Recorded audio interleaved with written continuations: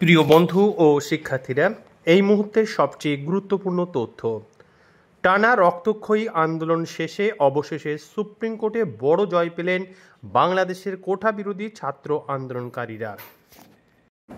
রবিবার বাংলাদেশের সরকারি চাকরিতে কোটা পুনর্বহাল নিয়ে হাইকোর্টের রায় খারিজ করে সুপ্রিম কোর্টের 7 বিচারপতির পূর্ণাঙ্গ বেঞ্চ এক রায়ে জানিয়ে দিল, এখন থেকে সরকারি চাকরিতে 93% নিয়োগ হবে মেধার ভিত্তিতে।